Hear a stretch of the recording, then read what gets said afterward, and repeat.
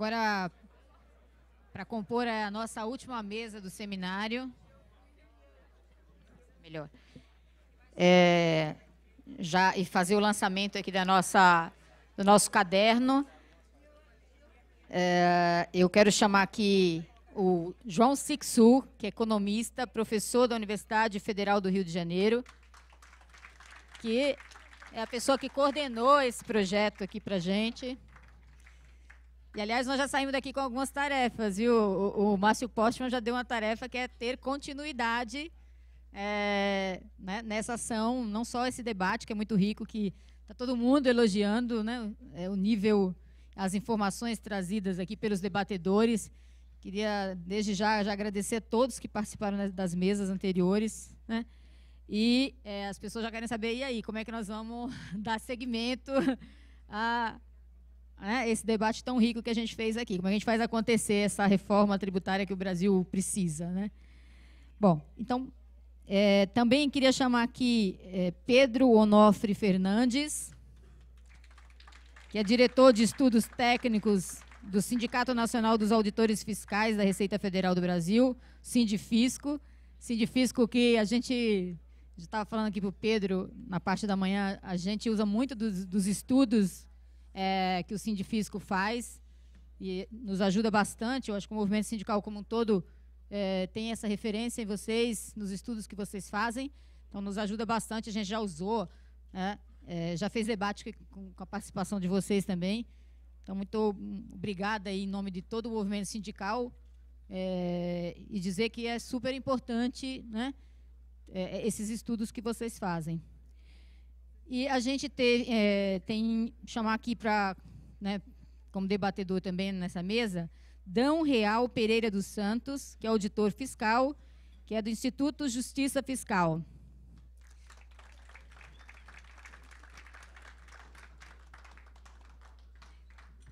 Prazer, obrigada pela presença. E chamar Marcos Lisandro, e o sobrenome é Puchevski, é isso?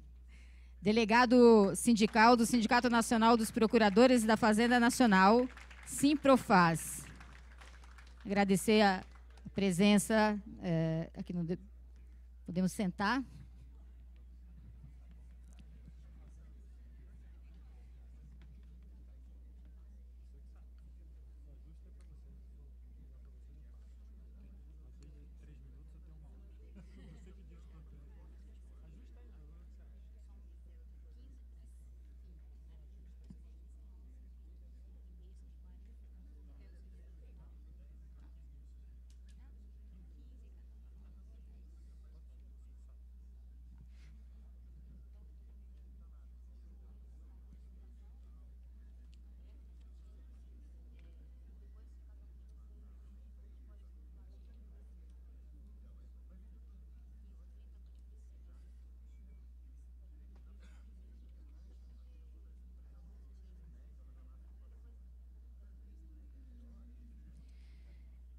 Bom, então vamos começar com o Sixu, que vai fazer a apresentação, né, do nosso caderno, né,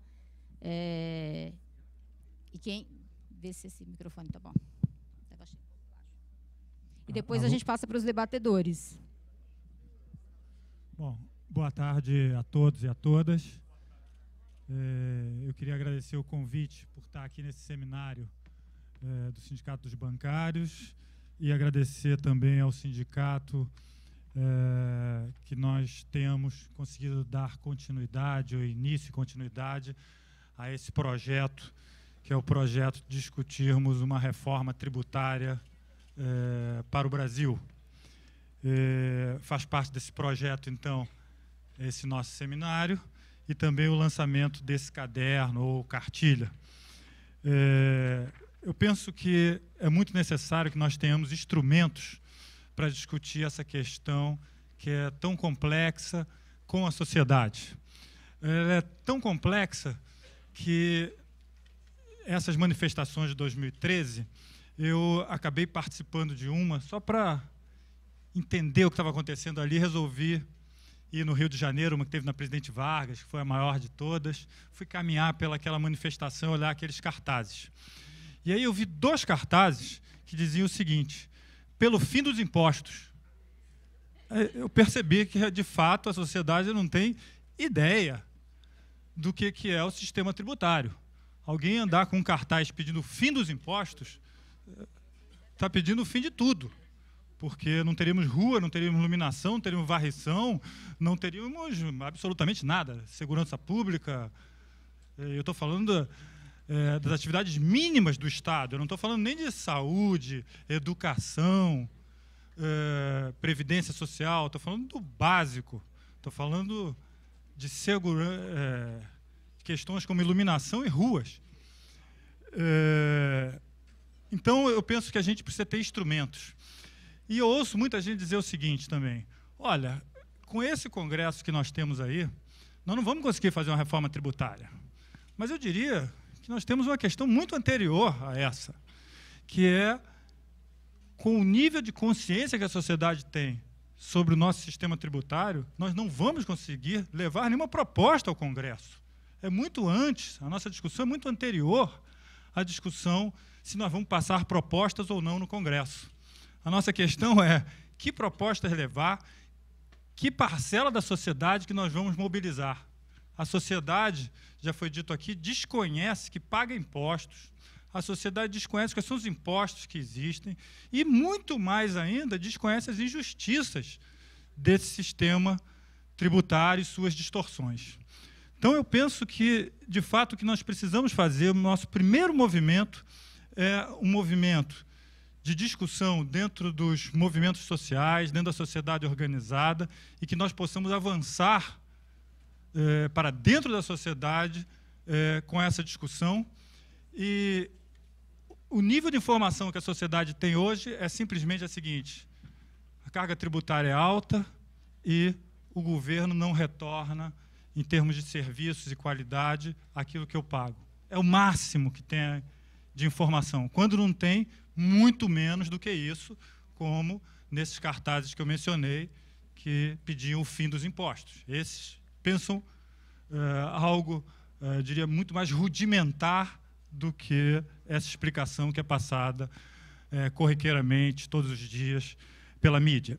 Bom, então, eu diria o seguinte: a nossa cartilha está estruturada de uma tal forma que temos uma apresentação aqui, que já foi muito discutida aqui, que é a apresentação inicial, mostrando quais são as injustiças e, na verdade, as distorções do nosso sistema tributário. Eu não vou citar mais números, estão aqui na apresentação e em várias apresentações do dia de hoje aqui.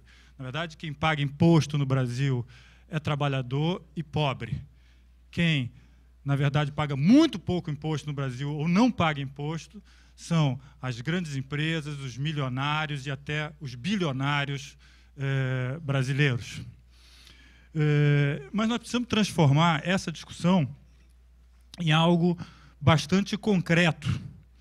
Precisamos discutir cada tipo de imposto que as pessoas, como foi dito aqui também nas apresentações anteriores, as pessoas até desconhecem que esses impostos existem. Então, eu mencionaria que uma discussão importante é a discussão sobre imposto de renda. Há duas questões que nós temos que levantar nesse debate, que é a correção da tabela do imposto de renda, que tem que ser feito de acordo com a inflação. E passa ano, e o máximo que acontece é corrigir, quando acontece a correção, a um valor sempre inferior à taxa de inflação. O que acontece com isso? Uma tremenda injustiça tributária, ou seja, quem não declarava e não pagava imposto passa a pagar, e aqueles que já estavam pagando passam a pagar mais ainda. Então, nós temos que discutir essa questão. Não é algo que deva ser considerado um detalhe, quando a inflação é de 6,5% e o governo corrige por 4,5% a tabela de imposto de renda.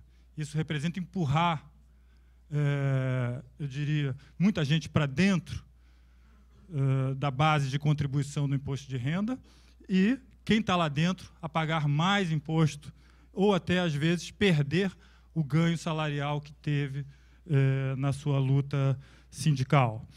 Precisamos também discutir uma nova tabela de imposto de renda, que contenha, na verdade, mais alíquotas. Não é possível que nós tenhamos aqui a mesma alíquota para quem ganha R$5.000 e para quem ganha R$50.000. Ambos estão dentro da mesma alíquota. Então, nós temos que pensar em propostas que façam justiça com a tributação sobre a renda. E precisamos também de informações para fazer essa proposta. Eu, durante algum tempo, fui diretor do IPEA, o Marcelo Lettieri trabalhava na Receita Federal, e nós lá estávamos fazendo um acordo entre o IPEA e a Receita Federal.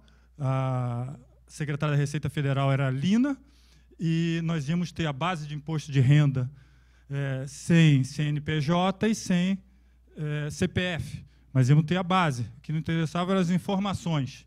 E com essas informações, de fato, nós poderíamos elaborar propostas que trouxessem mais justiça tributária. Mas a Lina não continuou no cargo, e o seguinte já contou uma história muito diferente para a gente, e não entregou a base, mesmo nós sabendo que nós tínhamos assinado um acordo entre o IPEA e a Receita Federal, onde seria passada a base para o IPEA.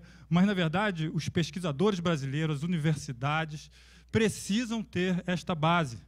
Essa base é essencial para nós fazermos essa discussão. Não é possível que no Brasil não se tenha esse tipo de informação. A gente não quer ter o CNPJ nem o CPF de ninguém, mas a gente quer saber aonde estão as Ferraris, aonde estão os iates, aonde estão aqueles que têm altas rendas. Isso a gente precisa ter essa informação. E nós não temos. O governo brasileiro não abre. Agora, se abrir, a pesquisa nessa área avança e a sociedade fica mais consciente e os dados ficam mais transparentes para elaborarmos propostas.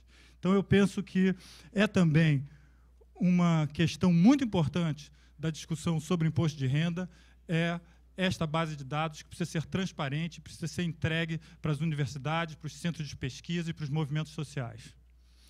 Bom, outra questão que eu acho importante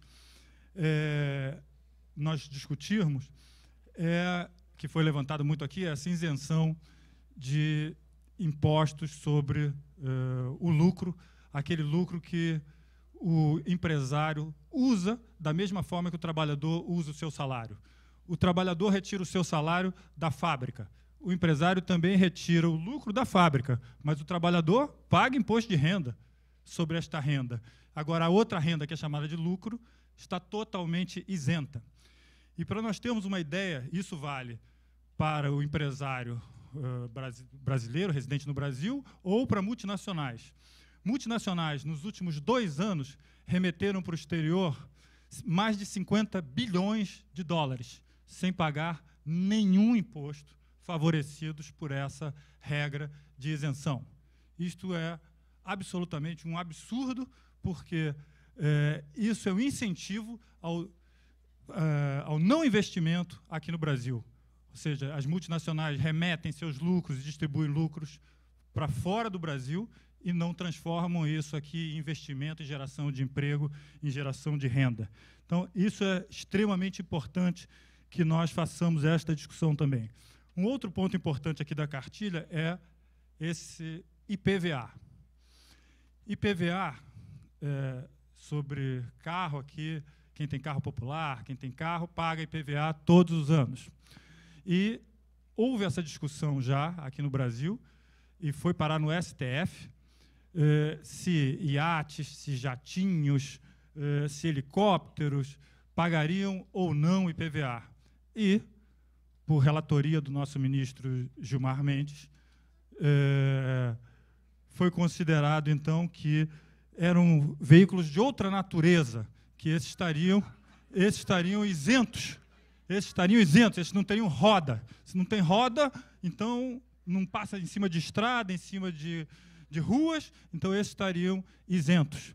Então, estão isentos de pagar impostos quem tem iate, quem tem jatinho, mas quem tem carro popular, não. E nós precisamos discutir muito este ponto, porque isto é um imposto estadual, e nós precisamos ter recursos estaduais. Sabe por que nós precisamos ter recursos estaduais?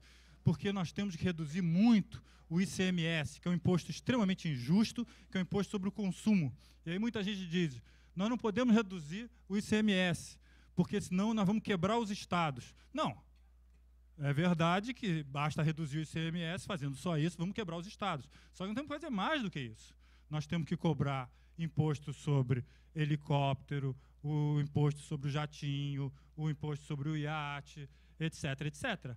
E tem um outro imposto que nós temos que cobrar, que é estadual também, que é o imposto sobre heranças e doações.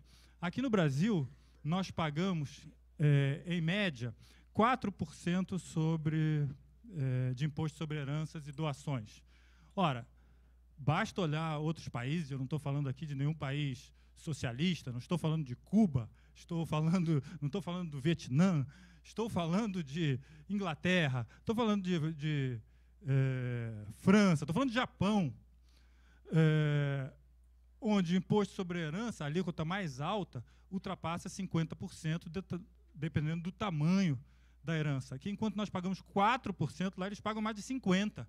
Então, o capitalismo aceita que seja feito um imposto justo sobre a herança. Aqui no Brasil, não. E essa foi uma regra aprovada no Senado Federal, onde a alíquota máxima seria 8%, e só tem 3 estados que cobram 8%. Ceará, Bahia e Santa Catarina. Os demais cobram, Rio de Janeiro e São Paulo, que é onde reside a maioria dos ricos, o imposto é de 4%. Aqui se paga 4%, mas se estivesse no Japão, pagaria 55% de imposto sobre herança, dependendo do tamanho do volume da herança. Nós precisamos pensar aqui no Brasil no ITR, Imposto Territorial Rural. Imposto Territorial Rural, que foi pouco discutido, porque infelizmente o Gerson, que é um especialista nessa área, não pôde vir. Nós temos uma ideia, 1% dos proprietários rurais do Brasil tem 43% das terras. E a arrecadação de imposto territorial rural no Brasil é 0,04%. É quase nada. Não se paga imposto territorial rural no Brasil. Então, é preciso, é óbvio, que repensar essa questão. Não podemos ter 1% de proprietários dominando 43% das terras e pagando 0,04% da arrecadação em termos de ITR. Há outros pontos mais, eu não quero mais me alongar em questões pontuais, mas queria dizer também que há um ponto muito importante que aqui nossos colegas da Procuradoria da Fazenda têm que nos ajudar a explicar, a sociedade a entender, que está aqui na última página da nosso cartilho, nosso caderno, que é dívida ativa. Existe dívida ativa municipal, estadual e federal. Então, nós temos aqui uma dívida ativa federal. O que é dívida ativa? Dívida ativa é aquela dívida já comprovada, líquida, certa, não pode dizer mais que não devo, deve. E os nossos amigos procuradores têm que cobrar. E essa dívida, atualmente, está em 1 trilhão. Essa dívida está em 1 trilhão. E esses dados são de 2012. São os últimos dados divulgados pela Procuradoria da Fazenda, são de 2012, estão em 1 trilhão. Onde mais de 900 bilhões são só dívidas tributárias. E o governo federal só consegue recuperar 1,3% desta dívida por ano. A dívida não para de crescer e a recuperação é de 1% do estoque total, ano a ano. Então, nós temos que pensar, diria que para fechar aqui essa apresentação, temos que pensar o seguinte: nós temos fonte de arrecadação para financiar o desenvolvimento brasileiro. O desenvolvimento brasileiro chegou numa fase onde nós precisamos investir agora, de uma forma, diria, aguda e ampla, em educação, saúde, transporte e segurança pública. É isso que nós precisamos investir muito. E nós temos fontes de recursos. Estão aqui as fontes de recursos, são essas.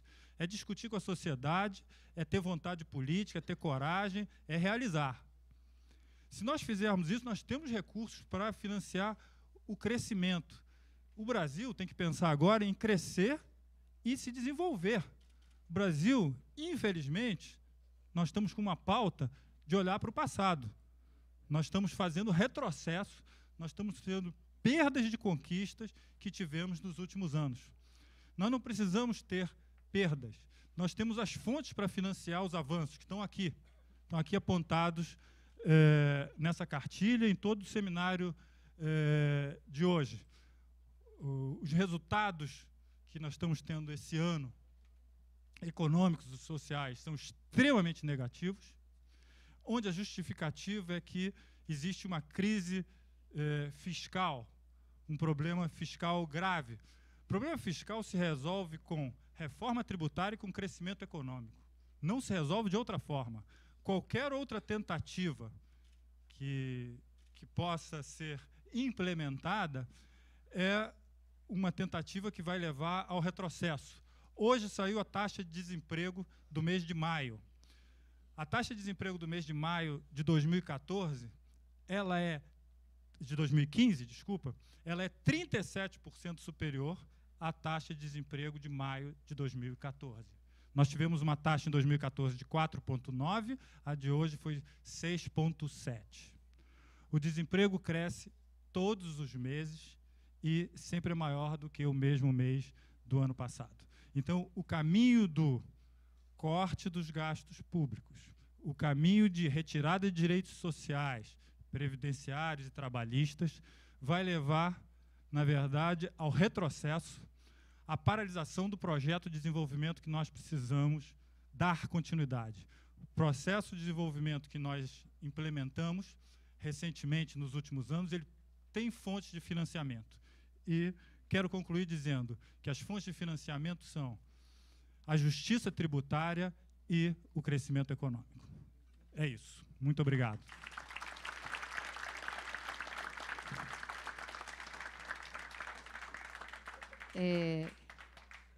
Bom, eu queria dizer que para o plenário... Sim, passou um pouquinho, mas... Um pouquinho só. O plenário, que a gente pode...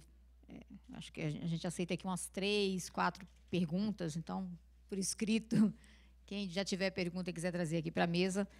Agora, nós vamos passar para o Pedro. Pedro é mestrado em Administração Contábil e Financeira da Universidade Federal de Minas Gerais. É um currículo bem grande, eu vou sintetizar nos pontos que eu acho aqui que é graduado em Ciências Contábeis pela FGV, é do Sindifisco Nacional, é professor de curso de pós-graduação nas áreas de contabilidade e auditoria. Bom, mais uma vez, obrigada pela presença aqui no nosso seminário. Muito obrigado. Boa tarde a todos. Acho que o mais importante, não falou que eu sou o diretor de estudos técnicos do Sindicato Nacional, não é isso? Falou?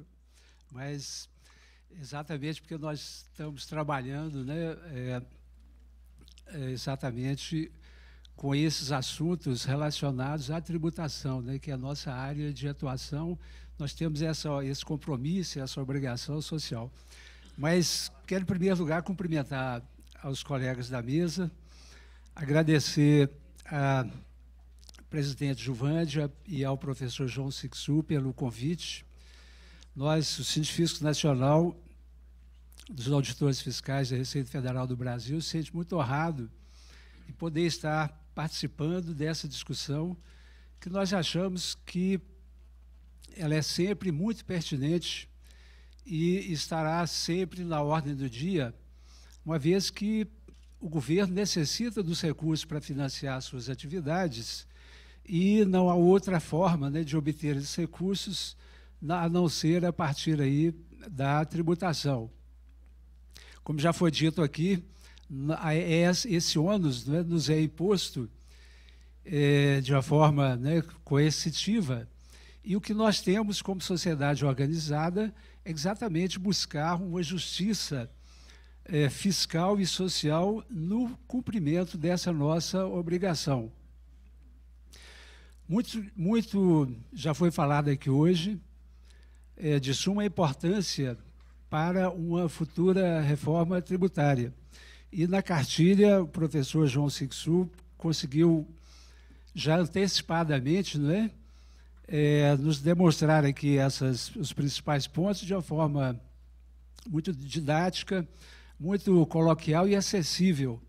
E é isso que nós precisamos, nesse momento, de disseminar essas ideias, principalmente, né, para os setores organizados, no sentido de conseguirmos conscientizar a população do nosso papel, né, como como financiadores do Estado com os nossos recursos e buscando sempre, então, essa maior justiça fiscal dentro a nossa contribuição, dentro desse bolo, que no momento, como também já foi dito, nós não temos condições de aumentar o bolo. O outro lado também não quer que nós reduzamos o bolo. Então, o que nós temos que fazer é procurar alterar aí os componentes desse bolo no sentido de buscar essa combinação dos elementos de uma forma mais equitativa, mais justa e que atenda de forma satisfatória às necessidades do Estado. Como já dito aí, a Constituição de 88, ela foi fundada, do seu ponto de vista aí, tributário, buscando uma justiça fiscal e social, através dos princípios que já foram falados aqui hoje, né, da isonomia, a universalidade, a essencialidade e a capacidade contributiva, onde quem pode mais paga mais, quem pode menos paga menos e quem não pode não paga. Né? Deveria ser a regra, ou seja, né, a nossa diretriz básica para formular um sistema tributário. Entretanto, a partir de 95, né, até 2002 praticamente, nós tivemos aí uma reforma tributária, como o Paulo Gil já disse aí, uma reforma tributária silenciosa, onde esses princípios não foram, ou seja, eles não foram seguidos, servidos de diretriz, e aqueles problemas que já existiam acabaram sendo reforçados negativamente. Então, devido aqui ao nosso tempo, não vamos citar aqui tudo que foi feito nesse período, mas a questão da criação dos juros sobre capital próprio, que já foi explicado, a isenção do imposto de renda na distribuição de lucros e dividendos, que já diversos falaram, a isenção do imposto para remessa de lucros e dividendos ao exterior, tudo isso era tributado antes dessa época. Mas depois, então, em 95, com a Lei 9.249, passou a ser isento. A questão que o Tasso falou aqui há pouco, a extinção da punibilidade dos crimes tributários, né, mediante o pagamento, a eliminação da cota de 35% do imposto de renda da pessoa física e o aumento da alíquota de 25% para 27,5%, ou seja, trabalhando no sentido exatamente inverso da regressividade, né? Ou seja, da progressividade, e com isso aí você taxou os que ganhavam menos e reduziu a alíquota daqueles que ganhavam mais. A desoneração da tributação do lucro das empresas por meio da redução da alíquota do RPJ de 25% para 15%, embora adotado aquela alíquota de 10% do adicional, né? Mas todas as empresas tiveram a sua alíquota reduzida, de 25% para 15%. A compensação de débitos relativos a tributos federais com créditos apurados pelo contribuinte e sem um reconhecimento formal daquele direito. E hoje, passados 5 anos, se a Receita não se manifestar a respeito, aquilo já fica consagrado. Então, é assim uma área onde as empresas se aproveitam bastante, né? A redução a zero das alíquotas do imposto de renda para investidores estrangeiros no Brasil em fundos de investimentos, e, mais recentemente, a desoneração da folha de pagamentos, que gerou aí uma renúncia tributária no ano passado em torno de 25 bilhões de reais. Então, nós temos que corrigir aí tudo isso que foi criado nesse período, né, voltar atrás com essas alterações, que nada veio nesse sentido, contribuir para uma maior justiça fiscal dentro do sistema tributário.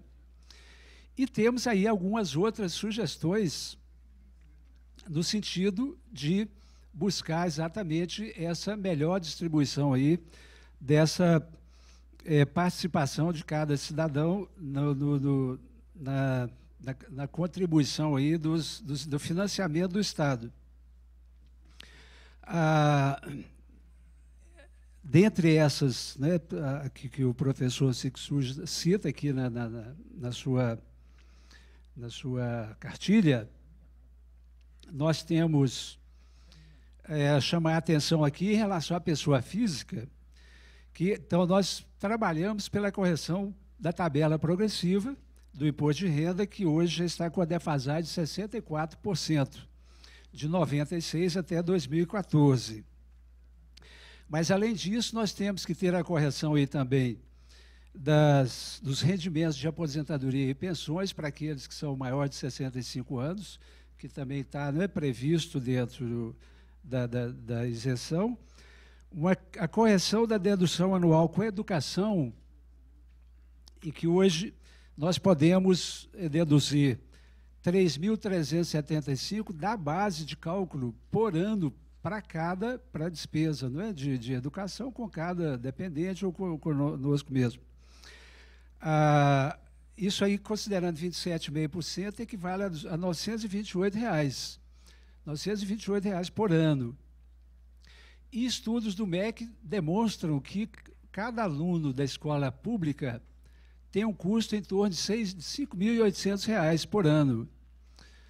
Então, o mínimo que nós deveríamos ter de possibilidade de redução da nossa renda para custear o estudo seria esses 5.800, que é o custo do aluno da escola pública. Então, isso representaria uma dedução em torno de R$ 12.000 na nossa declaração, para depois se aplicar os 27,5% e achar, então, o valor aí em torno de R$ 5.800, R$ 6.000. Trabalhamos também pela volta da dedução das despesas com moradia, do aluguel ou do sistema financeiro de habitação, que já teve também, né, e que depois foi excluído. A correção do valor de aquisição do imóvel, que quando da venda do imóvel, né, nós estamos com o patrimônio todo a custo histórico, não se considerando desvalorização, inflação, etc. E quando formos vender esse imóvel, nós vamos pagar aí um imposto de ganho de capital de 15% sobre a inflação do período, o que naturalmente não é justo. Além, então, da proposta de tributação de lucros e dividendos, né, com a ampliação da base de incidência do IPVA. Bom, nem tudo nós fizemos o trabalho no ano passado, onde nós colocamos todas essas propostas nesse livro aqui, com demonstrações numéricas, etc., e entregamos a todos os presidenciáveis e também a todo o Congresso Nacional, os deputados e senadores. Esse livro está disponível no nosso site, né, sindifisconacional.org.br, para quem quiser baixar o livro, né? A partir daqui, então, nós temos bastante do que foi discutido aqui e temos também trabalhado no sentido de levar essas propostas nossas adiante no Congresso Nacional com a legislação infraconstitucional. Porque muitos têm falado assim, na reforma tributária, que seja aquela reforma assim que o Congresso todo se reúne e fala, agora nós vamos fazer a reforma tributária, né, uma reforma tributária cidadã, que leve uma justiça fiscal maior para toda a população e assim por diante, que é o que a gente desejaria, não é? Mas, e aí vem os conflitos de interesses e acaba que a coisa nos resolve dessa maneira. E nós temos, então, a cada dia acontecendo a reforma tributária. Né? A cada dia, os grupos de interesse estão lá no Congresso fazendo aprovar uma leizinha aqui, outra ali, né? Outra medida provisória, e eles estão fazendo a reforma tributária deles. Como aconteceu aí recentemente com essa desoneração da folha de pagamentos, né? E que inicialmente eram para 4 setores, e que seriam beneficiados, e depois hoje nós já estamos com mais de 50 setores sendo beneficiados, dando, né, assim, uma despesa enorme para o Tesouro, que disse que vai compensar a Previdência Social, o que não tem ocorrido rotineiramente nos valores devidos. Então, nesse sentido, nós conseguimos, no ano de 2013, que fosse apresentado um projeto de lei que atualmente encontra-se já com o relator, o deputado Florencio, do PT da Bahia, em que ele apresenta essas diversas propostas que nós fizemos aqui, da correção da tabela, a correção dos demais rendimentos aqui, da correção da dedução com educação, a volta das despesas com a moradia e a aquisição do valor e a correção do imóvel. Então, isso aí, essa proposta detalhada de como que deve ser, está nesse decreto 6.000, nesse projeto de lei 6.094 de 2013. E temos também a chamada PEC dos jatinhos, que é a proposta de emenda constitucional, onde nós buscamos atender aí a essa ampliação da base de incidência do IPVA. É a PEC 283, também de 2013. Então, é a forma, nós lançamos uma campanha também no ano passado, sobre chamada de imposto justo, que é exatamente de onde saiu esse projeto de lei e essa proposta de emenda constitucional. Né? Nós podemos também entrar no nosso site, que tem lá uma aba para imposto justo, temos lá várias informações a respeito desse assunto. E, para concluir, nós ficamos muito contentes de poder compartilhar, né, com todos vocês e com as instituições aí organizadas essa preocupação, porque se os empresários, como foi colocado, que nós temos lá no Congresso a bancada ruralista, temos a bancada da bala, né? Temos as bancadas religiosas, e todas, a maior parte dessas bancadas, todas são de empresários. Então, vamos dizer, o nosso oponente, ele é muito forte. E nós também temos que nos organizar para podermos conseguir fazer essa nossa reforma tributária. Se não der para fazer tudo de uma vez, vamos fazendo aos poucos. Mas é assim que a gente vai conseguindo. Né? Não vamos conseguir tudo de uma vez, mas vamos trabalhar e vamos unir as nossas forças. Porque uma andorinha só não faz verão, né? Mas unidos nós podemos conseguir grandes vitórias para obter, então, aí uma maior justiça fiscal e social. Muito obrigado. Eu vou Vou passar a palavra agora para Dão Real e já agradecer, porque ele está substituindo a Fátima, que por um problema de saúde não pôde estar aqui com a gente nesse seminário. Agradecer a prontidão, né, você está aqui, e é diretor de Relações Institucionais do Instituto Justiça Fiscal e auditor fiscal da Receita Federal. Peço licença para falar em pé, porque eu vou usar rapidamente ali. Sei que o tempo é curto, mas eu tenho gostaria de apresentar alguns dados de novo. Eu sei também que vocês devem estar assim já com bastante dados, né, o dia todo de trabalho. Peço desculpas por chegar atrasado, eu estava num outro evento da Rebrip, aqui perto, né, pude vir a pé, né, aqui. Mas é importante que a gente possa... E eu gostaria de esclarecer que eu não sou a Fátima, né?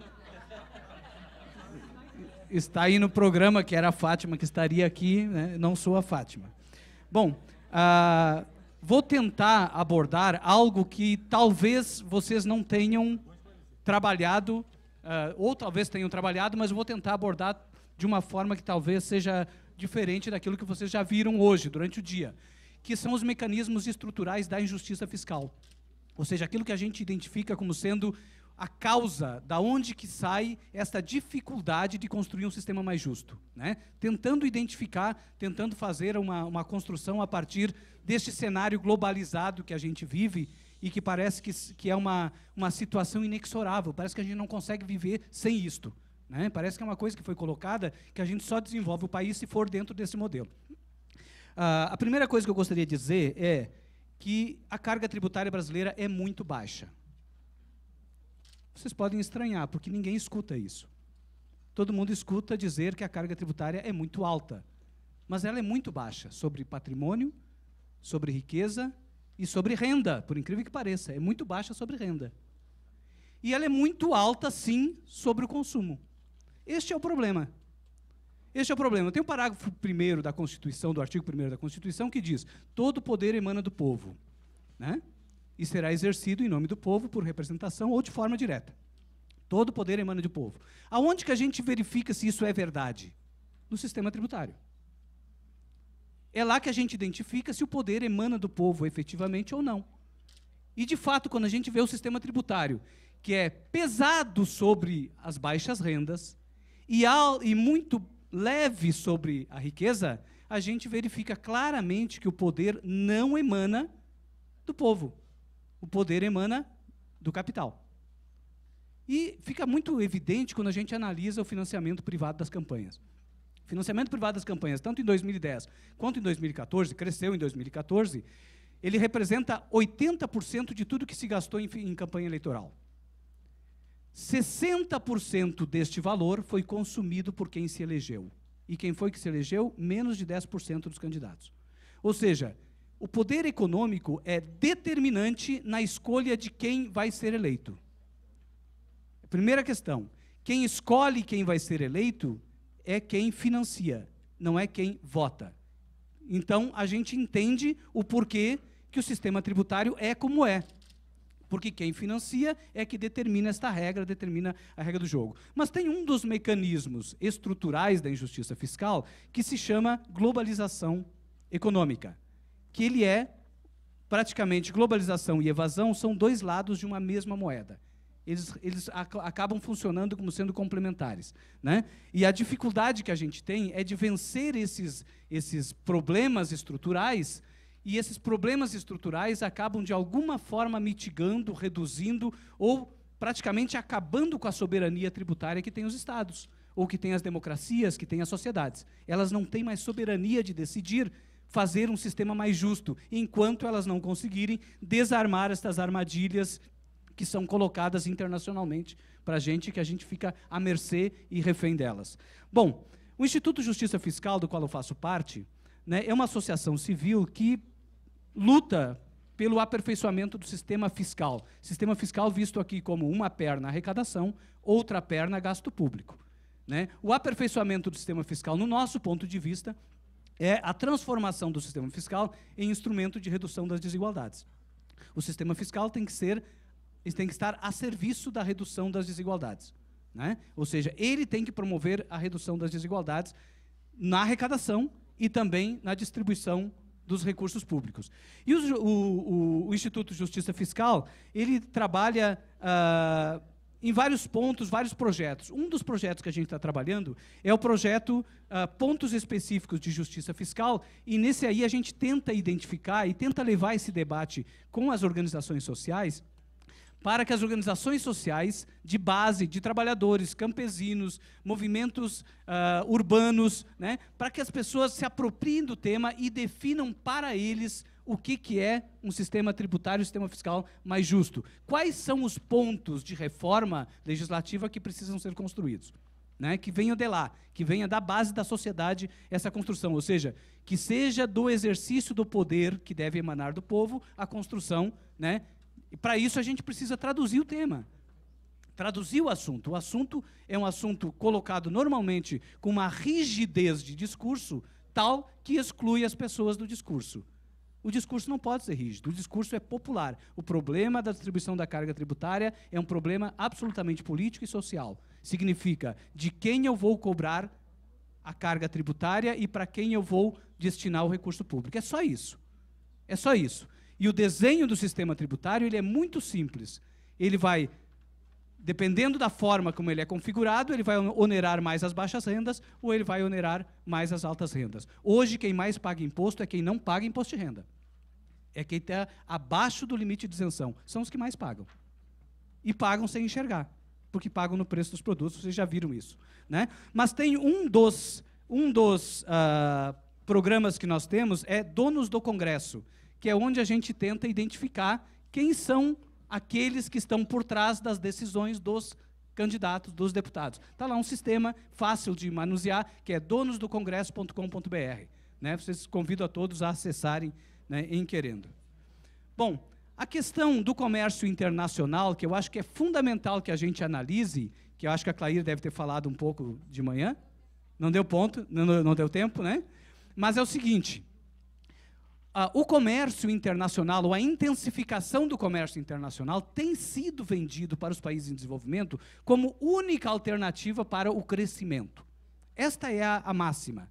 E dentro deste processo se constrói toda uma lógica de globalização, onde os países são obrigados a, de alguma forma, a reduzir as suas fronteiras, ou a eliminar os seus controles, para que o comércio flua com rapidez, né, com agilidade, e por isso se promova o comércio internacional. De 2005 para cá, a gente pode perceber aí que a faixa verde do volume de exportações de comércio internacional, de exportações, ela cresceu. O que é a faixa verde? Produtos primários.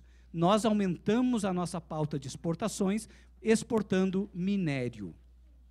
É isso que nós fizemos. E exportando produtos agrícolas. É isso que a gente fez ao longo desses últimos anos. Por que isso é importante? Em primeiro lugar, é importante porque quem exporta são cada vez menos pessoas. Nós temos uma concentração de exportadores, onde 25% das empresas exportadoras respondem por 95% de tudo que se exporta no país. Quem são essas empresas? As multinacionais, as transnacionais. São aquelas empresas que não praticam comércio internacional.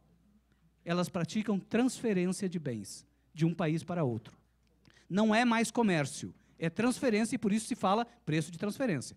Elas apenas transferem insumos de uma para outra unidade da mesma empresa, de um para outro país. E para que ela faz isso? Claro, ela faz isso por toda uma lógica de organização empresarial globalizada, uma nova arquitetura, mas ela faz isso também para se aproveitar das diferenças de tratamentos tributários que existem entre os países, aproveitando aquele benefício crucial para elas que o paraíso fiscal lhe dá, que é o benefício de não tributar o lucro. Logo, elas conseguem transferir, através desse mecanismo global de comércio, ela consegue transferir sempre o seu lucro para um paraíso fiscal. Com isso, ela deixa de pagar impostos nos países em desenvolvimento e no Brasil. Deixa de pagar impostos. Ela paga cada vez menos impostos. E é um mecanismo que os governos não conseguem interferir. Aliás, até poderiam conseguir, dependendo da vontade política e dependendo do poder ser assumido pelo povo, né? Bom, Só para ter uma ideia aqui no Brasil, vejam bem, o comércio internacional, ele cresceu. Uma vez me perguntaram, o quanto o sistema tributário influencia o comércio internacional? Eu respondi, a pergunta tinha que ser o contrário. O quanto o comércio interfere no sistema tributário. Porque é o comércio que muda o sistema tributário. Não é o sistema tributário que muda ou interfere no comércio. Esse processo de globalização, ele interfere no sistema tributário brasileiro. Interfere de uma forma violenta. Ele joga a carga tributária para cima do trabalhador. Ele joga todo o peso para cima do trabalhador. O comércio internacional aumentou nos últimos, da década de 90 até hoje, ele aumentou 9 vezes. Mas o PIB aumentou 4,8. E o PIB per capita, que é isso que interessa é quanto que é de renda por pessoa, né? PIB per capita aumentou 1,4 vezes. Olha só, se o comércio internacional é tão importante para o crescimento, por que o PIB per capita aumenta só 1,4 vezes com este nível de crescimento? Né? Ao mesmo tempo, esse nível de crescimento do comércio aumentou em muito os mecanismos de evasão e de sonegação. Nós já vamos ver como. A globalização acaba se transformando numa armadilha pela desregulamentação, pela desmaterialização do valor dos bens, né? Pelo excesso de valor que se coloca a parcelas intangíveis e pelo baixo retorno que dá aos países exportadores do ponto de vista de receita. Cada vez mais o país que exporta, a unidade que exporta internacional, a unidade multinacional que está no país e que exporta, ela não fica com o lucro está no paraíso fiscal, e cada vez mais a receita dela diminui. E ao diminuir a receita, o que é obrigado a diminuir? O salário. Há uma pressão para a baixa dos salários, na medida em que eu não reconheço como lucro produzido no país, uma parcela enorme de lucro que é desviada para o paraíso fiscal. Então, há uma pressão social para a redução de salários, né, por conta desses mecanismos. Basicamente, o sistema é muito simples. É isso aqui, ó. O esquema geral de tributação de lucros é muito simples. A Clair deve ter mostrado isso aqui, né? Não deu tempo. Olha só, receita e custo. É isso. Lucro é receita menos custo. É só isto. O que é tributado é lucro. Se a minha receita é venda para uma empresa do meu grupo, se o meu custo é compra de uma empresa do meu grupo, então a receita e o custo eu decido qual é. Não é comércio, não tem concorrência. Eu decido o preço que eu vou praticar, dentro da minha corporação. Logo, eu decido quanto de lucro eu vou produzir no país. Se o país tem uma carga tributária mais alta, o lucro vai ser zero. Se o país tem uma carga tributária mais baixa, o lucro vai ser mais alto. Se o país é um paraíso fiscal, o lucro está todo lá, né? Dentro desse mecanismo de comércio internacional. Depois tem o acordo de facilitação de comércio, eu vou pular por isso aqui, porque senão não vai dar tempo. E aqui nós temos como evadir impostos a partir da globalização, que é basicamente isto: as empresas deixam de ser nacionais, elas passam a ser transnacionais. Elas pulverizam a sua atividade. Ou seja, aquela atividade que ela desempenhava num país, ela vai desempenhar em 10 países. Logo, ela precisa que esses 10 países colaborem e não exerçam controle sobre o fluxo de bens entre eles. Eu preciso desmontar as fronteiras. Eu preciso criar um mecanismo de facilitação de comércio, aprovado na Organização Mundial de Comércio em 2013, na rodada de Bali. Né? Eu preciso desmontar os mecanismos de controle burocrático para que a transferência de bens entre estes países se dê de forma automática. E é isso que ocorre. Mas eu não faço só isso. Eu pego toda a parte de negócios da minha companhia, da minha corporação, e localizo em paraísos fiscais. É onde eu vou absorver os lucros. Então, toda a parte de compra e venda está em paraísos fiscais. Quem detém direitos de marca está em paraíso fiscal. As matrizes de muitos bancos estão em paraísos fiscais. Né? Está tudo lá, para que eu possa canalizar para lá todo o resultado do negócio. Produzindo nos países onde eu opero, eu produzo uma exaustão de recursos naturais, por exemplo, o setor extrativo. Eu promovo uma redução de salários, porque eu preciso baixar o meu custo de produção. Tudo nos paraísos onde eu opero, porque eu não tenho lucro naquele país, eu preciso, né, desempregar gente, então eu vou fazendo todo esse processo. E, ao mesmo tempo, eu transfiro para paraísos fiscais esse negócio, esse lucro todo que sobra, né, deste processo. Isso aqui, não, eu não vou passar adiante aqui para não perder muito tempo. Isso aqui é a viagem da banana, que é uma coisa bem interessante, um estudo que foi feito. Guiana Francesa é um grande produtor de banana, e quem produz banana na Guiana Francesa é uma empresa multinacional. Só que para cada venda de banana que ela faz para a Europa, o negócio da exportação de banana, uma carga de banana que sai da Guiana até a França, o negócio envolve 8 operações comerciais. Estas 8 operações comerciais estão sediadas em vários paraísos fiscais, Bermudas, Cayman, Ilhas Virgens, vai passando, são vários negócios, até royalty de banana, né?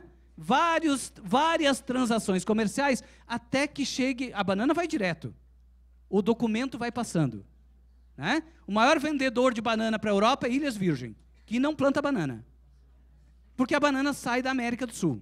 Veja bem, o que acontece no final disso? No final disso fica o seguinte, para cada 100 euros de banana vendido na Europa, 20 euros retorna para o país produtor. E desses 20 euros, é praticamente para cobrir o custo. É lucro quase zero.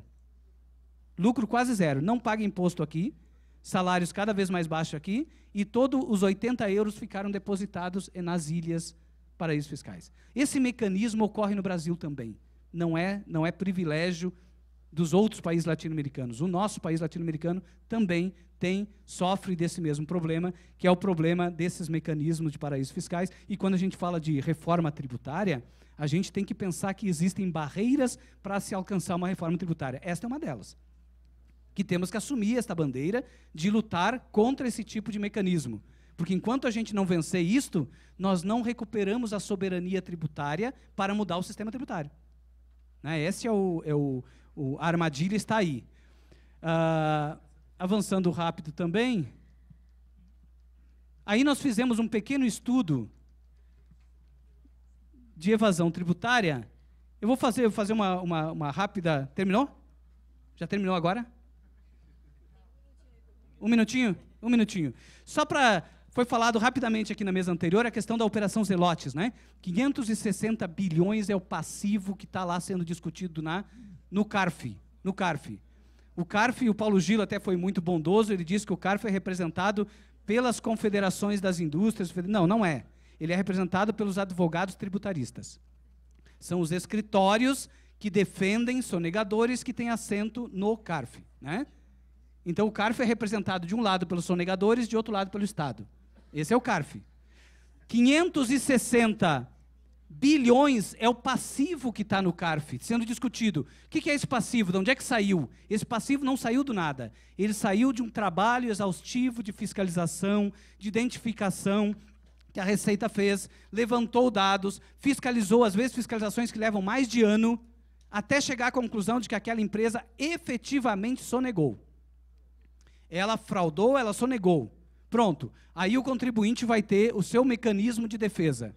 O mecanismo de defesa dele, ele vai para a DRJ, Delegacia de Julgamento da Receita Federal. Se ele perder, ele vai para o CARF. Se ele perder, dependendo do assunto, vai para o Conselho Superior. Se ele perder, ele pode começar tudo do zero na Justiça. Tudo do zero. E se ele perder tudo, ele entra no refis e, se tiver crime, não vai ser punido. Então, os privilégios que existem ao sonegador é o mesmo privilégio que se concede ao topo da pirâmide social. Por quê?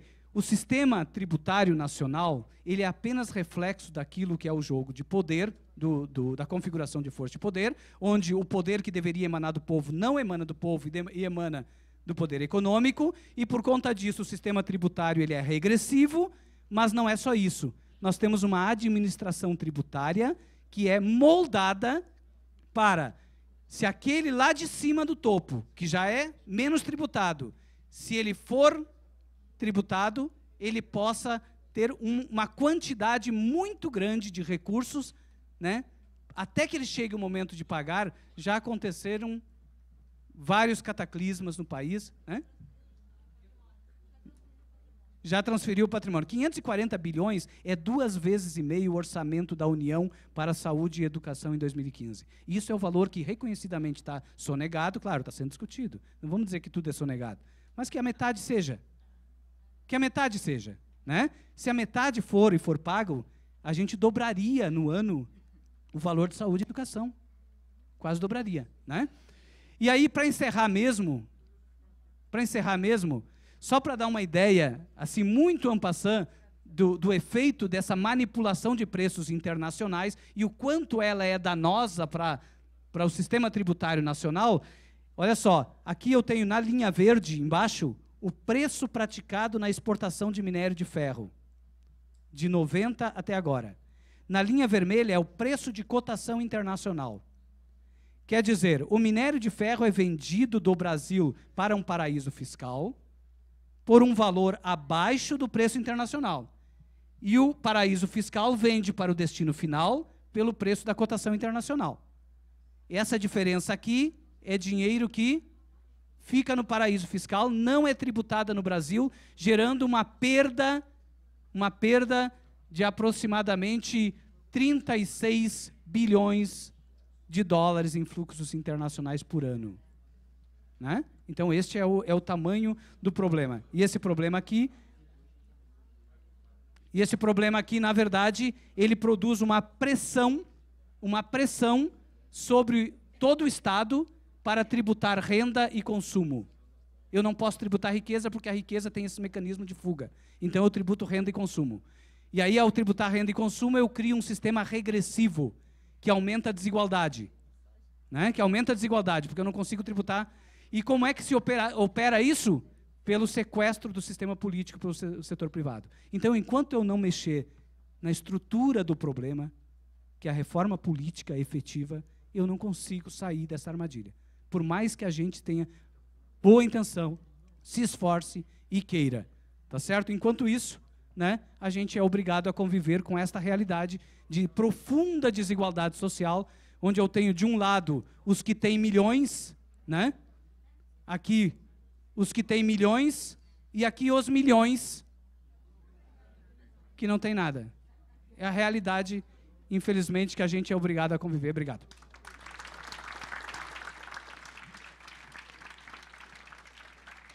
Bom, agora nós vamos ouvir Marcos Lisandro, que é formado em Direito, com especialização em Direito Constitucional e Direito Administrativo e Direito Tributário. É procurador da Fazenda Nacional e é do Simprofaz. Boa tarde a todos, muito obrigado, presidenta Juvândia, isso? Perfeito. Eu queria parabenizar o sindicato, principalmente pela cartilha e principalmente ao elaborador, porque a cartilha ficou realmente excelente a cartilha. Pois bem, eu quero pedir desculpa para o Dr. Heráclio, que é o presidente do Simprofaz, que infelizmente não pôde comparecer, porque nesse momento a gente está fazendo uma revolução no Congresso Nacional. A gente só sabe que a gente consegue alguma coisa nesse país quando os atores sociais vão até o Congresso Nacional e falem com os parlamentares. Então, a gente está promovendo alguns atos lá. Eu vim para cá sem um script, digamos assim, mas foi extremamente importante ouvir os colegas falando, e eu falo colegas porque, assim, verdadeiramente os auditores e os delegados da Polícia Federal são realmente nossos colegas. Porque o sistema não funciona, e hoje funciona um pouco melhor, e hoje a sociedade tem conhecimento de pessoas que são sonegadores pelo trabalho dessas carreiras de Estado, que procuram e fazem o máximo de si para realmente falar o quê? Não é só a população que tem que pagar tributo nesse país. Né? Quem gera lucro também tem que pagar tributo nesse país. Não é só a população que compra arroz na esquina e paga tributo, compra casa e paga tributo e tudo mais. Pois bem, a primeira coisa que eu gostaria de falar é o seguinte: o CARF, o nome é Conselho Administrativo de Recursos Fiscais. Quem defende vocês lá no CARF? Quem defende vocês lá no CARF é o Procurador da Fazenda Nacional. Porque eu, como Procurador da Fazenda Nacional, eu defendo o Estado brasileiro. E o Estado brasileiro somos quem? Somos nós, porque todo o poder emana do povo. Então, assim, há sim os advogados tributaristas lá. Mas o engraçado, sabe o que é? Quando eu entrei na Procuradoria em 2006, não existia essa intervenção dos procuradores da Fazenda, ou seja, todo mundo ia para o CARF e, em regra, ganhavam quase todas as ações. Hoje é um jogo muito equilibrado. A Procuradoria da Fazenda, que representa o Estado e, por fim, representa todos que estão sentados aqui, tem ganho inúmeras causas lá também, certo? Pois bem, eu quero situar a vocês o que é a Procuradoria-Geral da Fazenda Nacional e os Procuradores da Fazenda. Antes da Constituição de 88, quem fazia o trabalho que hoje é desenvolvido por nós eram os Procuradores da República. Com a Constituição Federal de 88, que é o Ministério Público, no âmbito federal. Com a Constituição de 88, houve uma divisão. A matéria penal ficou com eles e a matéria tributária e fiscal ficou conosco, com relação a essa atuação em juízo. Porque antes disso, assim como o Procurador da República utiliza muitos dados que são feitos pelos delegados, são elaborados por eles, ou se não pelos colegas da Receita Federal, nós, com relação à parte tributária, também utilizamos esses próprios dados que são feitos pelos colegas das outras carreiras. A grande verdade é que o Estado é um ser muito complexo, né? Mas eu vim aqui, depois de ouvir muitos discursos, a primeira coisa que eu gostaria de falar para vocês é o seguinte. Em 2002, eu me formei, e no primeiro mês que eu comecei a trabalhar como assessor do desembargador, eu lembro que foi o primeiro semestre da atuação do presidente Lula. Qual foi o primeiro ato de alteração da Constituição que foi feito pelo Partido dos Trabalhadores? Qual foi, pessoal? Foi a revogação do artigo 192 da Constituição Federal, que previa juros de 12% ao ano. Por quê, gente? Porque os atores sociais, tá, que não são só vocês, mas há outros interesses, falaram 12% ao ano não é bacana para os bancos. Entendeu? E daí o que aconteceu, gente? Revogaram isso. E hoje a gente paga o quê no cartão de crédito? 360%. Eu não estou querendo tacar pedra no PMDB, PT, PSDB. Eu estou querendo falar para vocês é o seguinte, pressão popular é a única coisa nesse país que resolve. Por quê? Porque se você não vai para o Congresso, que é a casa do povo, nada vai ser alterado nesse país se não passar por lá. Porque é um poder constituído, né? Existe o judiciário, o executivo e o legislativo. Só que nada passa pelo judiciário ou pelo executivo sem antes ter sido filtrado pelo parlamento. Pois bem, são tantos assuntos para serem falados. Eu gostaria de... eu coletei também, eu elogiei o trabalho do professor, e é o seguinte, eu gostaria de esclarecer para vocês por que a arrecadação é tão pouca. Aqui está falando que a dívida tributária e não tributária, tributária o que é? São esses tributos que todo mundo aqui ficou falando, e não tributário o que é? Não tributário, por exemplo, seriam parcelas do FGTS, que são patrimônio do trabalhador, que também vão para a Procuradoria hoje em dia. Assim como eventuais taxas públicas do Serviço Público da União e tudo mais. Taxas do INCRA, taxa do IBAMA, e, assim, nós temos 180 conselhos, conselhos não ficam com a gente, mas eles também estão aqui. Pois bem, acabei me perdendo, o que eu ia falar? Ah, tá, é 1 trilhão o débito. Hoje existe no país aproximadamente 2.000 procuradores da Fazenda. Se você dividir 1 trilhão por 2.000 procuradores da Fazenda, cada procurador da Fazenda fica responsável por quanto? 500 milhões de reais. Adivinha qual foi o investimento da Procuradoria da Fazenda no ano passado? Aproximadamente 150 milhões de reais. Ou seja, você tem 2.000 procuradores, cada procurador responsável por 500 milhões. Qual foi o investimento federal nesse órgão? 150 milhões. Ou seja, eu pego ações que são elaboradas pelos colegas da DINF, que trabalham justamente com instituições bancárias, e tem ações de 2, 3, 5 bilhões na mesa. A colega já explicou o que aconteceu com a história dos bancos.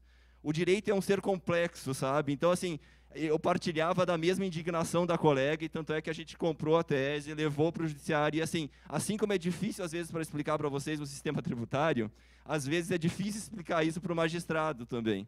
Então, foi uma tese de convencimento e sentar e falar, existe uma regra no direito que fala bem assim, se a parte pediu arroz e feijão, o juiz não pode dar melancia. O que aconteceu com relação a essas teses da Lei 9.718? Os bancos, os advogados dos bancos, uma atitude muito esperta, eles falavam bem assim, a gente quer arroz e feijão. Só que é o seguinte, aquilo que a colega explicou, a tese que foi fixada no Supremo não era para a instituição bancária, e sim para as empresas comuns. Então, como é que o juiz podia dar melancia para eles? Isso não pode. E, assim, a grosso modo, a gente conseguiu reverter isso no judiciário, justamente falando isso para o magistrado. Excelência, não dá para tratar... É a mesma coisa que qualquer um de vocês ir para o judiciário e falar bem assim, eu sou juiz federal, então eu quero um aumento de 15%. Daí não foram ver a ficha funcional de vocês e passou lá. Marcos Lisandro, juiz federal, vai ter aumento de 15%. Na hora de executar, o que você fala? Pô, mas o Marcos Lisandro não configura uma atitude, um objeto básico, ele não é juiz. Então, ele não vai ganhar esse aumento. Foi uma das teses também que a gente desenvolveu, inclusive, em alguns casos, a gente tem feito lançamento, e mesmo tendo decisões transitadas em julgado falando que o banco não deveria pagar aquilo, a gente consegue fazer com que eles paguem. A gente chega para o magistrado e fala essa história do arroz, do feijão e da melancia. Entendeu? Se eles não estavam dentro daquele pressuposto básico, a grande verdade é o seguinte, houve uma grande dissimulação, não é verdade? E eu não tenho nenhum problema de falar isso para vocês, porque era dissimulação, sim. Só que até convencer o judiciário disso foi um pouco difícil. Né? Pois bem, o meu tempo já está em quanto? 8. É que assim, eu sou muito criterioso com relação ao tempo. Tá? Então, assim, eu tenho várias coisas para falar, mas já falei dessa, pois bem. Eu gostaria também de exemplificar o seguinte. Então, vocês já entenderam por que se arrecada tão pouco. É um órgão de Estado, tá, que é investido muito pouco. Eu não tenho nenhum funcionário para me auxiliar. Então, se eu tenho um débito de 3 bilhões na mesa, felizmente eu conto com os colegas lá da DEINF, que são vinculados à Receita, eles nos ajudam. Tá? Mas eu tenho milhares de outros processos na mesa. E assim, eu não vou conseguir cobrar desse pessoal aqui sem ter nenhuma estrutura.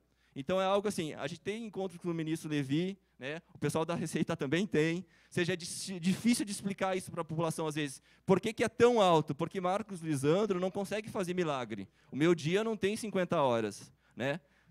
Então, isso é muito complicado de explicar isso para a população. Mas por quê? O investimento é pouco nessa estrutura que cobra. Né? Então, assim, se você não investir na estrutura que cobra, gente, a grande verdade é o seguinte, vocês que são tributados na fonte, vocês sempre pagam. Esse pessoal aqui é o pessoal que não é tributado na fonte. Entendeu? Então, é aqui que a gente tem que pegar pesado, digamos assim. Pois bem, são tantas coisas para falar e tão pouco tempo também, né, no final das contas. Eu quero falar um pouco da importância também do advogado público, certo? Que é o procurador da Fazenda, é conhecido como advogado público federal. Vocês todos conhecem aqui a advogada chamada Georgina de Freitas. Qual que era o problema, pessoal? Antes da Constituição de 88, qualquer político podia indicar alguém para ser procurador. Depois da Constituição, tem que ser via concurso. Então, o que acontecia? Essa mulher, ela fez um verdadeiro estrago na nação. Não é verdade? Então, aquele negócio que eu estou falando para vocês. Eu, como procurador da Fazenda, eu tenho várias ações na minha mesa que custam muito, e eu estou lá defendendo a população. Certo? Só que antigamente, como não era via concurso, você colocava qualquer um para fazer esse tipo de papel lá. E daí dá nisso, né? Rombos estratosféricos. Certo? É mostrar também a importância dos atores sociais que representam vocês, né, junto à sociedade. Perfeito? Pois bem. Tá, eu gostaria de explicar mais ou menos qual que é o procedimento para chegar na Procuradoria da Fazenda. A Procuradoria da Fazenda hoje ela é vinculada à Advocacia Geral da União. Por quê? São 4 grandes carreiras: procuradores da Fazenda Nacional, procuradores federais, advogados da União e procuradores do Banco Central. Eu só lido com a parte fiscal, necessariamente, que é essa parte vinculada com a Receita Federal. Os advogados da União, se um servidor público federal bate o carro e, eventualmente, tem que entrar com alguma ação, quem faz isso são os advogados da União. Eles trabalham com a parte mais funcional.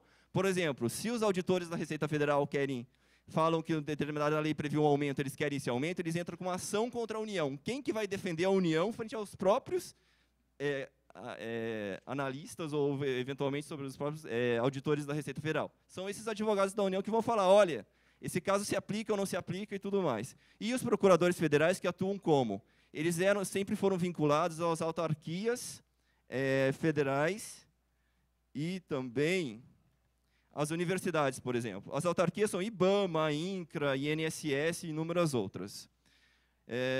Pois bem, aqui eu vim fazer praticamente fazer um discurso que é favorável a essas carreiras de Estado. Gente, sem existência de carreira de Estado e com pessoas que têm autonomia e independência para defender vocês, a gente não é nada. Porque, assim, o que acontece?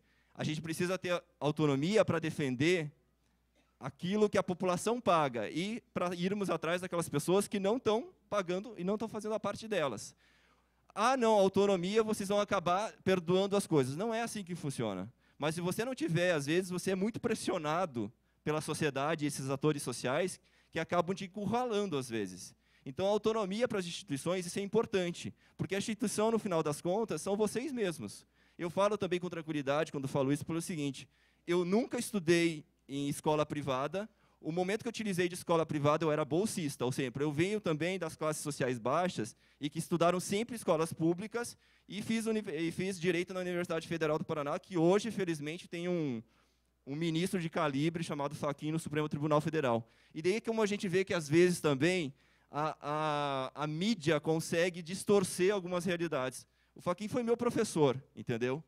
E, assim, é um cara de reputação ilibadíssima, não tenho nenhuma dúvida com relação a isso. Mas, mesmo assim, tentou se vender que não, que ele é um louco, que, eventualmente, ele vai fazer isso de errado ou nada.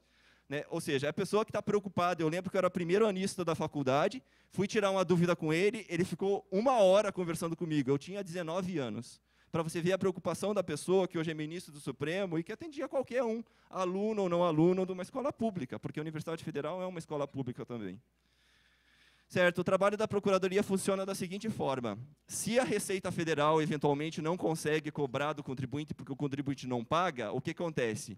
Eles mandam esses dados para a Procuradoria, que escreve, tá? E a Procuradoria novamente intima. O que eu quero falar com isso para vocês, gente? Quando o Estado está cobrando particular, é extremamente burocrático. O professor perguntou, por que essa arrecadação é tão baixa também? Porque hoje, ainda que a gente esteja na era do computador, na Receita isso é um pouco melhor. Eles têm sistemas melhores do que o nosso. A Procuradoria, devido a esse investimento pífio que é feito pelo governo federal, a gente tem sistemas caquéticos. Então, o que acontece assim? Às vezes demora para fazerem as coisas. Então, demora um pouco de vir da Receita até a Procuradoria. Gente, são 5 anos que eventualmente acabe. O que aconteceu? Essas empresas que estão devendo já fecharam.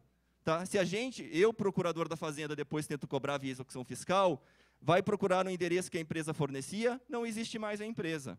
Tá, como é que eu vou fazer? Tem muitas empresas que abriram e tinham laranjas. É a nossa maior preocupação. Porque, assim, pode acontecer de qualquer um de vocês aqui estar numa mega empresa e nunca saberem, porque é um homônimo de outro. Então, assim, a gente tem esse trabalho investigatório também, porque eu não vou sair cobrando a Maria do Socorro derrapada ali da esquina. Entendeu? Tem que cobrar a verdadeira Maria do Socorro. Mas, às vezes, você acaba descobrindo depois que não existiu a Maria do Socorro.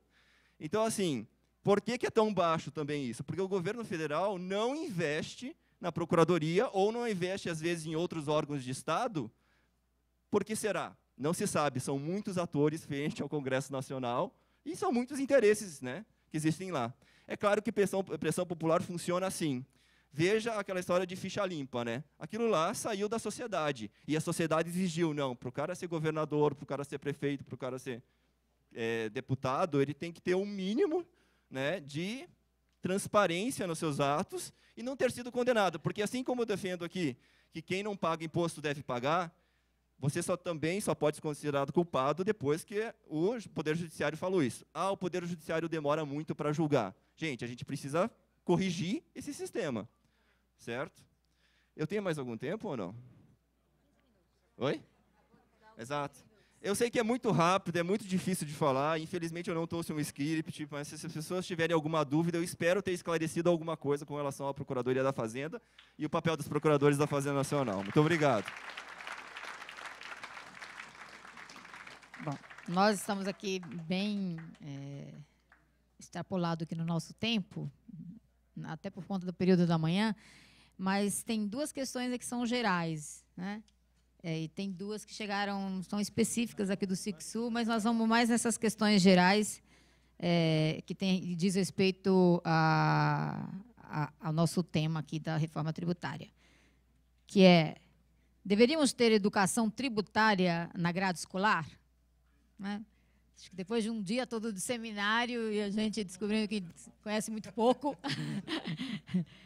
A outra questão é: o que percebi é que não há falta de fontes de tributação, e sim excesso de sonegação. Que fazer para mudar essa realidade da sonegação?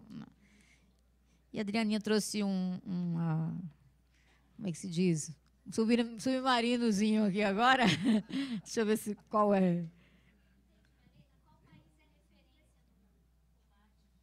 Qual país é referência, ou pode ser referência no combate à sonegação?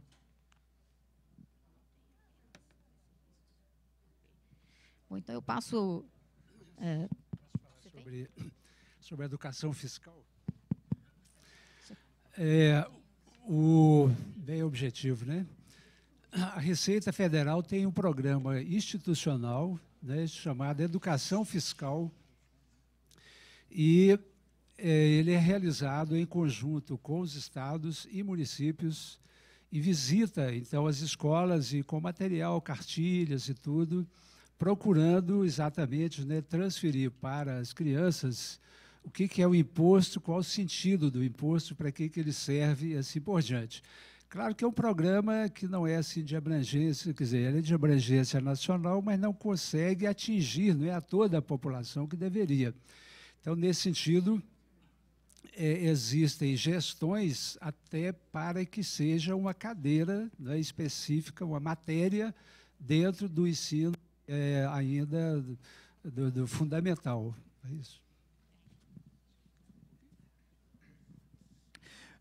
Esse programa que o Pedro coloca, na verdade, é um programa nacional, né?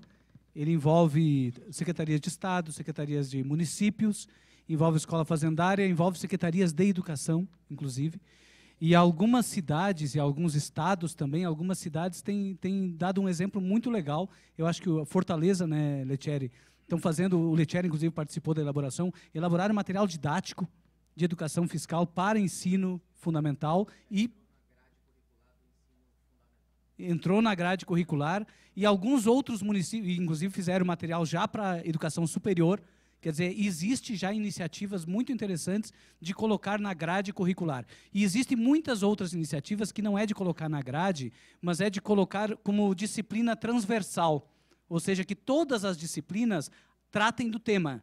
Matemática, português, história, que todas elas incluam a temática justiça, educação fiscal e educação tributária como sendo, né, matéria a ser trabalhada.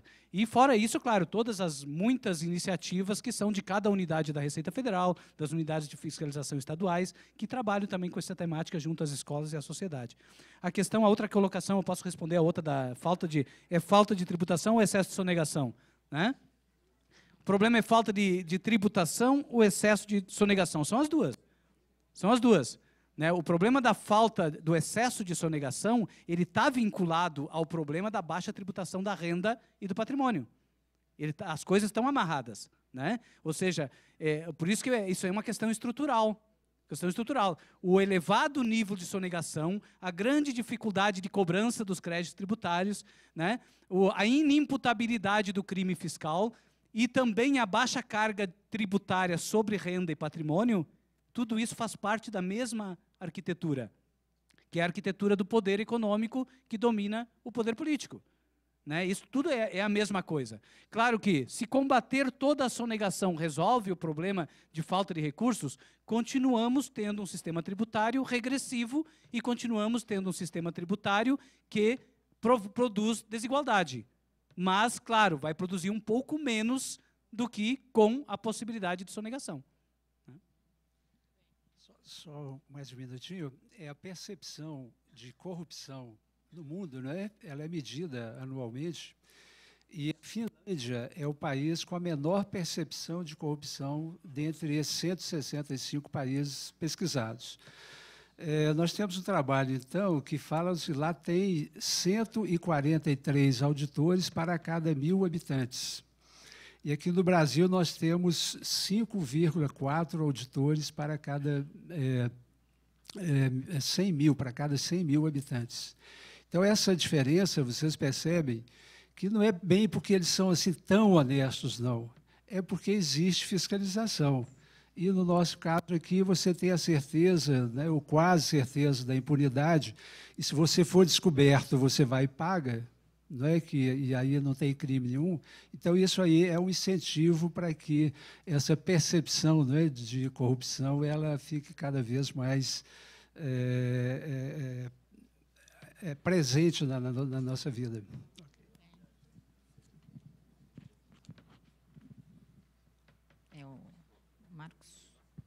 Isso. Eu gostaria de falar o seguinte: o governo federal lançou no final do ano passado, no início desse ano, um pacote anticorrupção.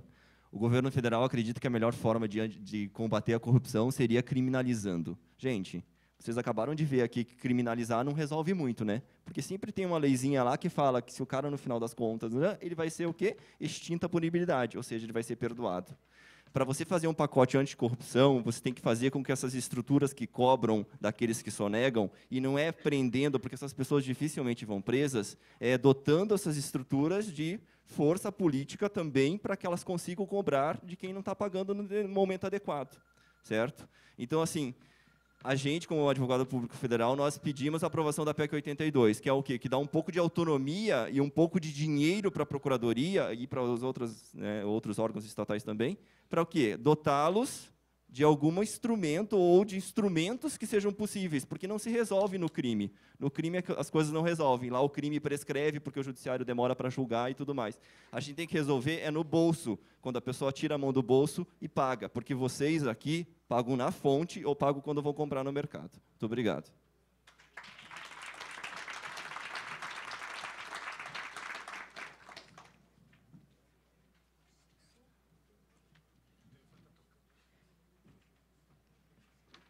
Sixu. Bom, foi uma honra estar aqui nessa mesa. Os colegas do Simplofaz, do Sindifisco e o Dão do Instituto Justiça Fiscal. Queria dizer que valeu a pena muito ter feito esse seminário. Acho que desde manhã fizemos boas discussões com muitos números, fundamentos, argumentos. O sindicato lançou a sua cartilha, uma cartilha que tem muitas explicações que eu penso que vão ajudar nesse debate. E eu diria que essa é uma das reformas que nós temos que fazer. Nós sabemos que temos que fazer, junto com a reforma tributária, uma reforma política, temos que fazer reforma dos meios de comunicação, temos que fazer reforma agrária e outras mais. Então, eu penso que iniciativas dessa natureza devem ser multiplicadas e devem ser, eu diria que, feitas, inclusive, de formas diferenciadas, não só como seminários, mas também com outro tipo de atividades, com uma certa criatividade.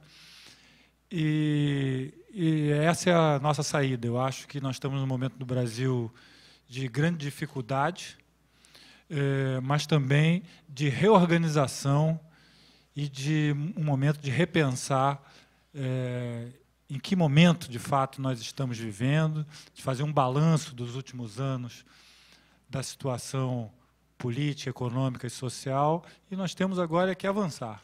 Então, avançar significa, novamente, se reaglutinar, repensar e ter instrumentos para mobilização, discussão e conscientização. Eu acho que o nosso seminário aqui cumpriu essa tarefa.